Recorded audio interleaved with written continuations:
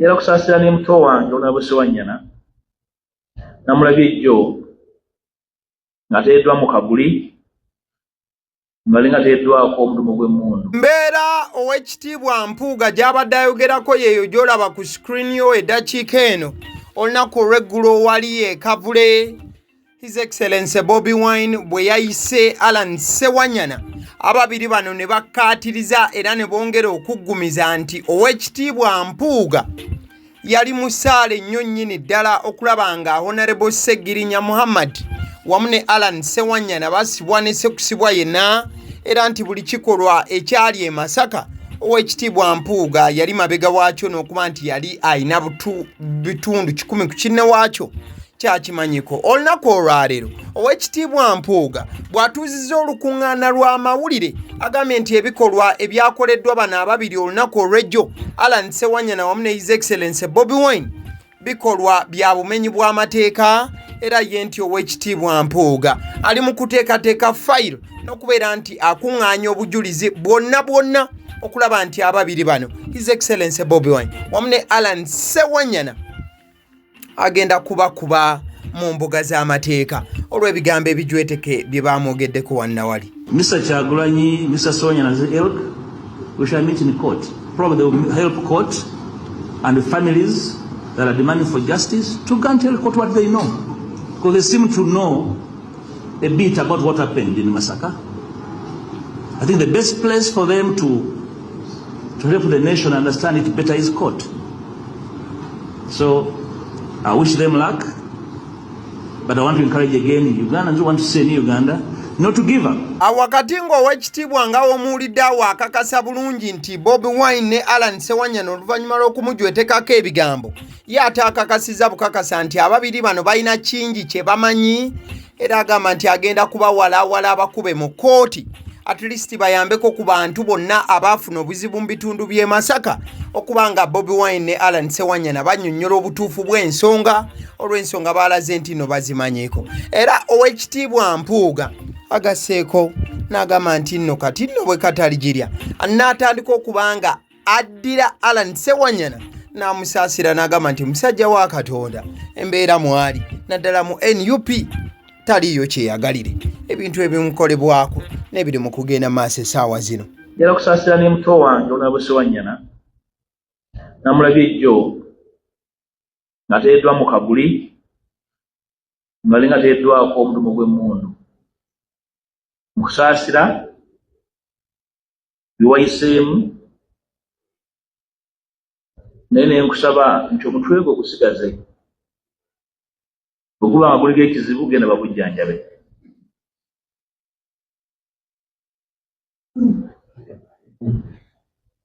Naye obusaasizi bwange obulina. Ekitiibwa Mpuuga agasseeko nti wakati ng'aba NUP okuli n'omukulu Atwala Bobi Wine bamukonjera bino na biri ye tagenda kulekeraawo kujjukira embeera Alan Sewanyana gye yalimu mu komera era nga yo ow'ekitiibwa Mpuuga ye yakubanga bukubirire okubeera ng'asaka wano na wali obuyambi naddala obuyambi obw'obujjanjabi n'okulaba nga Alan Sewanyana ne Segirinya baterera mu mbeera wabula agamba nti yeewuunya nnyo okubeera nga Alan Sewanyana eddakiika eno ali mu kukola ebyobufuzi ebyekiyita mu luggya n'ebyobufuzi ebya luwunguko wano na wali n'agamba nti nze nga Mpuuga sijja kuva ku mulamwa jasigala nga ndi musajja mukulu ow'ekitiibwa.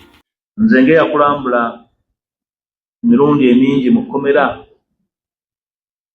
neyalwana ng'ofuna obujjanjabi osajja bukulu bwange sibusobola kunvaako okutegeera bye wayitamu n'olwekyo embeera ey'ekibukubiriza ky'ebyobufuzi esobola kunzijjako musajja bukulu bwange naye nja kusaasira busaasizi bw'omusajja wa Kabaka. Obwangu ow'ekitiibwa Mpuuga abujje ku Alan Sewanyana wakati mu kumusaasira okw'amaanyi olw'embeera gy'ayitamu wano na wali. Ow'ekitiibwa Mpuuga agamba nti bannayuganda abeetondera ye ng'ow'ekitiibwa Mpuuga olw'okuba nti Bobi Wine gwe baafuna era gwe balina.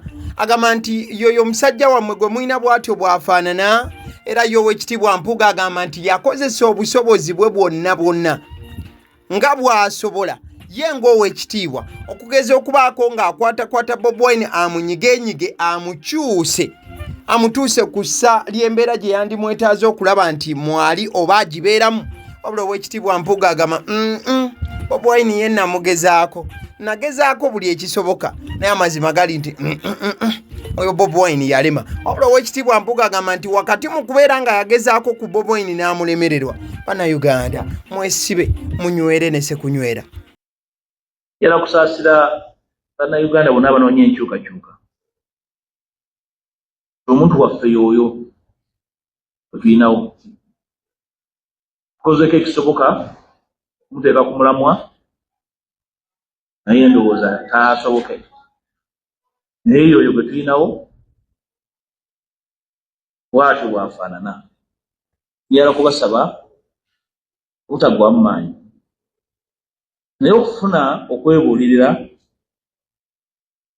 tubeere bamalirivu twanganga ekizibu kye tulina. Wakati ng'Oweekitiibwa Mpuuga agamba nti kye kiseera Bannayuganda okusitukira awamu n'okwegattira awamu okubanga baŋŋanga ekizibu kino ekinene ennyo nnyini ddala ekitwolekedde era kye tulina.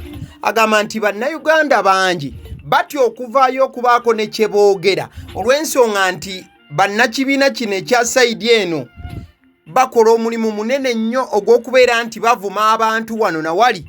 Era Oweekitiibwa Mpuuga agamba nti naye Bannayuganda abasobola okubaako ovumbavumba ne boogera temuyina kutya, temuyina kubanga mutya kuvumwa olw'ensonga nti ne Kabaka waffe owa Buganda naye avumwa. Era agambye nti nno si ye yekka, n'abantu ab'enjawulo ab'ebitiibwa bavumibwa ne sekuvumibwa yenna. Wabula Oweekitiibwa Mpuuga agamba tetujja kukkiriza byabufuzi ebijjudde ebitego okuzaama. Kimanyi abamuuli eyo mutya okubavuma kambabuulire ebivumo tebibongola mannyo yadde okutema olubale. Naye okusigala nga tutambula mu mbeera ey'ebyobufuzi eby'ebitege kyabulabe nnyo eri be tukulembera, kyabulabe nnyo eri ensi eno okuleka obutajjaawo kizibu, tutasabye amagezi kizibu kino nga tutya nti bajja tuvuma. Buli muntu avumiddwa. Olaba ne Kabaka wange avumibwa, ne maama Naabagereka n'avumibwa, Katikkiro ye baamufuula kizannyiro yakuzannyirako endiga buli emu ezannyira okwo. Bannaddiini bavumiddwa. Kakati nammwe mugume okutegeera ekika ky'abantu bano zibawangaalira okutiisatiisa bannaabwe na kubatyoboola bo basobole okuba nga basigalawo bokka. Bwe munaatave mu katenga ako ne mutava mu kutya ne twanganga ekizibu, wakati ng'Oweekitiibwa Mpuuga akakasa bukakasa nti ensi terikeera n'esonyiwa Bannayuganda olw'okusirika n'okwesuulirayo gwa Nagamba obwanga abwolekeza bafuut soja. Abagambye nti Bobi Wine, mukama waabwe Bobi Wine, nti olunaku lujja kukya atandike kubanga asaddaaka fuut soja omu ku omu. Era abagambye mwe bafuut soja temweyibaala. Mukadde akatali kawala omukulu oyo ayinza okuba nga atandika okusaddaako omu ku omu kummwe olw'ensonga nti yajja kuba ayagala kuyisaawo bibye. Ekibuuzo saddaaka kyeyogerebwako. Oweekitiibwa Mpuuga bigambo bye. Naye njagala kusaasira mikwano gyange bafuut soldiers abamu be bayita bafuutu bigere nti omukulembeze wammwe y'oyo essaawa yonna ajja kusaddaaka ayisewo ebibye. Eddy Mutwe ali mu kkomera ng'atulugunyiziddwa ng'ensi yonna yeegasse okubanja obwenkanya Eddy Mutwe. Omukulembeze we nga neyamukwata avuddeyo yeerambye ekkubo. Awakati ng'Oweekitiibwa Mpuuga ali mu kwogera ku His Excellency Bobi Wine nga bw'ali saddaaka bafuut soja mukadde keekamu agasseeko nti amanyi bulungi nnyo omulimu ogwabwebwa Bobi Wine. Wabula agamba nti Bannayuganda abamu tebaamanya mulimu gwabwebwa Bobi Wine. Era yo Oweekitiibwa Mpuuga agamba nti okukola kwonna yakukola n'agezaako wano na wali. Wabula yo Oweekitiibwa Mpuuga agamba nti yalwanyisibwa ne ssekulwanyisibwa yenna okakana ng'alabika atendewaliddwa. Wabula agamba nti taggwangamu nvumbavumba ye ng'Oweekitiibwa Mpuuga. Wuliriza Ekingereza. We know the task Mr. Kyagulanyi was given, but I think some Ugandans were not so clear about it. I tried to encourage him to be strong. I failed. I was fought. Thankfully, I have some courage with me, not to really be diverted.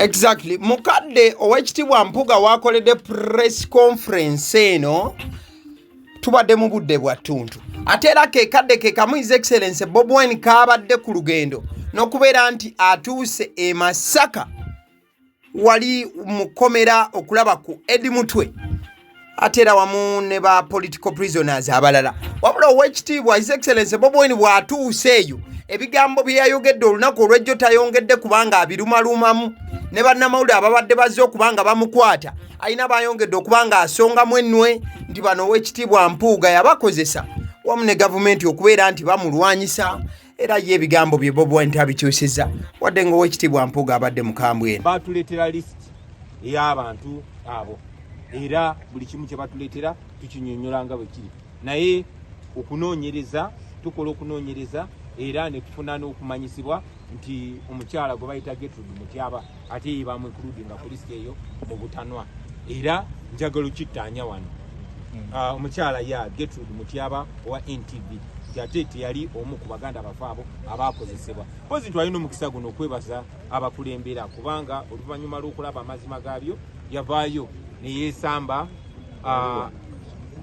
yoyo no NTV ngaluli kabadde yes njagala okwebaza abo abalabye nti bakozesebwa ne bavaayo mbasaba baganda bange muleme kozesebwa okutulugunya bannansi kubanga eno gavumenti enoonya buli gwesobola okukozesa basikozesa abantu mu kumanya ne mu butamanya bw'otegeeranga nti bakozesa nkusaba oveeyo oleme kukozesebwa kutulugunya bannansi kubanga oluvannyuma lwa byonna bano abakozi b'ebikolobero bagenda bisasulira fuba okulaba nti si gwe bateekayo ng'omutango oba omusingo okusasulira ebikolobero byabwe twongera n'okuvumirira bannaffe abagenda maaso okukozesebwa olw'obumpwanki olunaku lujja kutuuka kati nga His Excellency Bobi Wine annyonnyola buli munnayuganda asazeewo okuba nti alya mu bantu olukwe nti ekiseera ekikye kirituuka n'aba nga akisasulira Bobi Wine ayongedde okuba nga atuwa update ku Eddy Mutwe musajja we agamba nti Jeno Muhoozi yasembera najja ebyaddala we baali basibidde Eddy Mutwe era nti olunyankole yatandika okulumubuuza ebintu tebibadde byambu nti Eddy Mutwe engeri gye kitali nti musajja wa Katonda olunyankole yali talumanyi ekyo nno nakyo kyaleeta ttabu mu kumutulugunya kyatugambye nti Muhoozi bwe yajja ku lunaku olwokusatu n'amubikkulako n'amulaba ne bagasimbagana n'amubuuza amagara kati Eddy Mutwe n'agamba tebanabagampa awo batandikira ebirala Eddy ndowooza n'abibannyonnyola kyensinga okwagala okubasaba nti buli omu akole kyasobola okulaba nga muganda waffe tafiira mukomera kuba singa batafunye bujjanjabi tuli beeraliikirivu wakati mu bweraliikirivu obw'ekika ekyawaggulu His Excellency Bobi Wine ayongedde okuba nga annyonnyola embeera ejjudde mwana mulenzi Eddy Mutwe mwali essaawa zino agamba nti amazima bw'obanga olabe ku Eddy Mutwe ng'oli muntu ow'omutima omunafu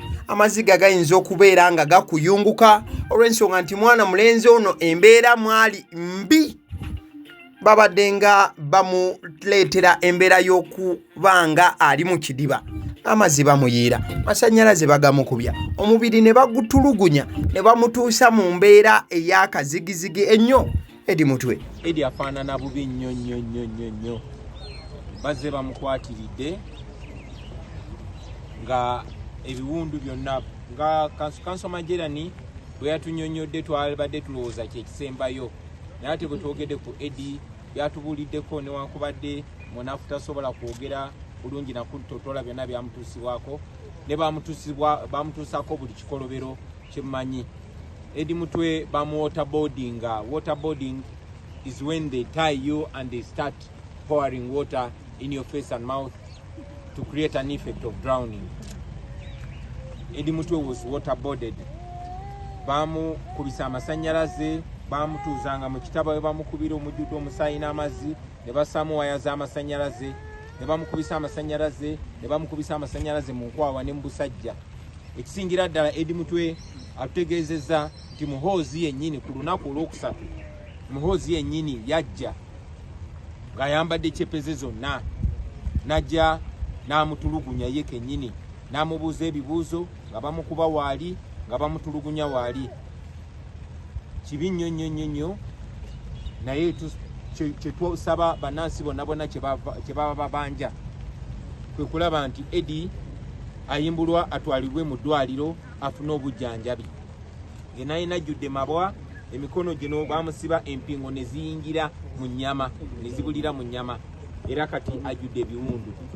Tumanyi nti bamukumidde mukomera ensi ereme kulaba mbeera gy'alimu kati. Newankubadde wayiseewo akaseera bino okuba we byaliwo, naye amabwa gakyali mabisi n'obulumi bukyali bungi buli wamu. Akankana tanaba ku stabilizinga mu mubiri ne mu bwongo. So teyebaka ategeeza teyebaka ne banne batutegeezezza abagendayo mu ddwaliro mulaba kubanga ali mu ddwaliro lyakomera. Ebigere byonna baabikuba buno obukongovvule ne bugwa munda. Ali mu mbeera embi ennyo. Tubasaba ng'oggyeko okusabira Eddy Mutwe mumusabire nnyo naye ate mubanje mulabe nga muganda waffe obulamu bwe butafa. Exactly. Thank you so much. So olutalo wakati wa His Excellency Bobi Wine n'Oweekitiibwa Mpuuga buli lunaku olukeera lwongera kubanga lufuna twists ez'enjawulo. Terukoma kuba nti lufuna twists bangi abongera okuba nti balwetabamu, abamu nga batwala sayidi y'Oweekitiibwa Mpuuga ate abandi nga batwala sayidi ya His Excellency Bobi Wine. Era nga buli lunaku olukya wabaawo information ey'enjawulo eyongera okubanga etuuka n'okubanga evaayo. Olunaku olw'eggulo nga muba mwetegereza bulungi nnyo nnyini ddala wali kavule His Excellency Bobi Wine ye yakikkaatiriza ebitundu 10 ku kinne waakyo nti Oweekitiibwa Mpuuga yali wakati mu mbeera eyaliwo okulaba nga Seggirinya afuna obuzibu ne Alan Mukomera. Wabula ate Oweekitiibwa Mpuuga olunaku olwaleero abyesambajje. Ayina ne wagambye nti some people abandoned the late Muhammad Seggirinya while he was suffering in hospital. Apart from his family, few offered genuine support. Some visitors only came seeking allowances or taking selfies for media attention, which has sadly become a trend. Oweekitiibwa Mpuuga ng'agamba nti abantu abamu Seggirinya Muhammad baamulekerera nga ali mu ddwaliro alira, era nti abamu okuggyako aba family abalala baagendanga maaso nakuba nti beekubya bifaananyi na serefu. Oweekitiibwa Mpuuga awanda muliro ne Bobi Wine awanda muliro. Agaliwo liking a video eno. Thank you.